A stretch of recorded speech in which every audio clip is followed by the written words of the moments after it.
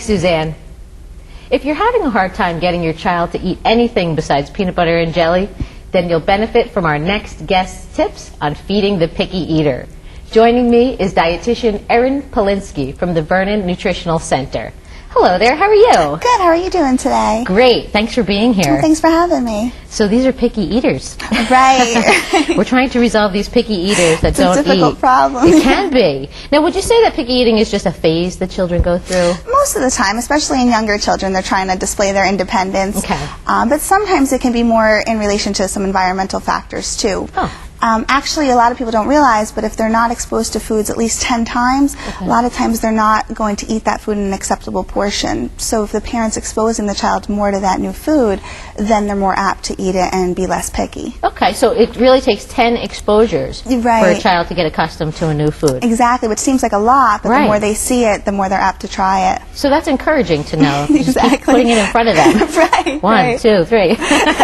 That's good. And then, so is there a warning sign, like if they're, like when their growth rate slows down, is that another indicator that they might just stop eating as much? Yeah, I mean definitely appetite gets affected. So when you look at somebody that's a 1-year-old, they're tripling their birth weight, so they're going to be growing and have a really big appetite. When they hit 2 and 3, that rate of growth is slower. So sometimes they only need a bite or two, and then they actually feel full. So it seems picky, but they're just self-regulating. Okay, so don't be alarmed with that. Right. That's actually maybe a good thing that they're self-regulating. Exactly. Yeah, they don't want to overeat either. So. Right, and you don't want to push them into that either. Exactly. You want to go the other way. Right. Okay. Right. Now, are there specific reasons a child might refuse to eat, or at what point would I seek medical advice? Sure. I mean, a lot of times, especially with the younger children, it's really their way of showing that they're independent, so they can say no and walk away from it.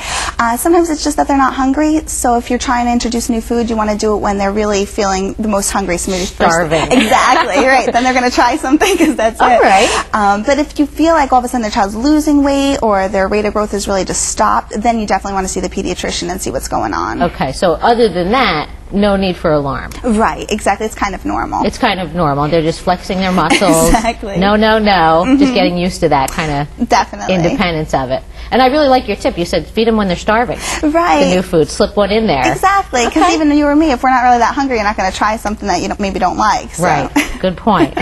Now, how effective are multivitamins as a substitute for food?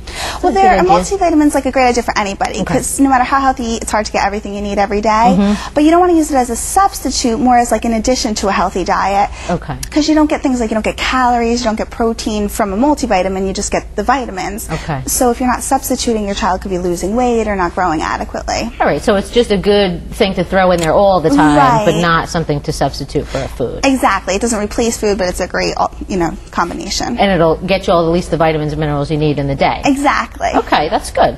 Now, what about some guidelines for the milk and juice thing? I know a lot of kids out there are just milk, juice, juice, juice. What do we do with that? Well, it's fine to have milk and juice. They definitely provide some nutrition and they're part of a healthy diet. But when you have a picky eater, if they're filling up on juice or milk right before a meal, they're really not going to eat very much, if at all. So I would try to limit it to no juice or milk at least an hour or two before a meal. Okay, an hour or two. Right. So even if they're complaining that they're thirsty, I need some drinks. Yeah, they can have like a little sip of water or two, but even water, if they're doing too much too quickly, it just fills the stomach up and then they're not going to eat as much. Okay.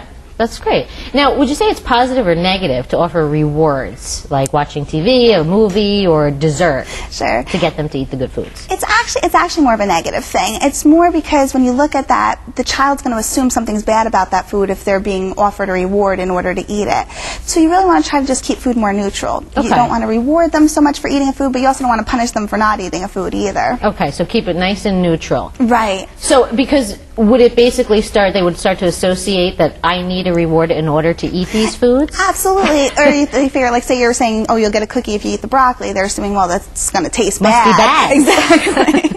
Exactly. Because I'm going to get the cookie if I eat this. Right, right. And then they might have more of a desire for sweets because they're associating that as the reward food, too. Right. So not a good idea to really ever get into. Yeah, I would try not to. I like that, and I agree with that, too, for sure. You shouldn't really never associate rewards and food kind of ever. Food, everybody has to eat food, and it's a good part, it's something that we enjoy, but you don't want to use it as a reward all the time because it could lead to opposite problems, too. Right, exactly.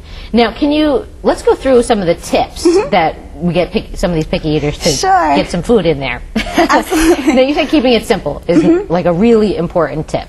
Absolutely. When you look at trying to expose a child, especially a young child, to a new food, if you put too much on their plate at once, or there's like 3 new foods at once, they're just going to be overwhelmed and step away. Too much. So a good tip is to try to say, take 2 foods they're already comfortable with, they enjoy, and on that plate, put a little helping of that new food that you're trying to get them to try. That's good. I like that. Right. The ones that they're very comfortable with, and then throw one of the new ones in. Right, so they don't feel too scared of it. And they go, why don't you just try it? Exactly. Try it. If you don't like it, you don't have to do it, kind of thing. All right.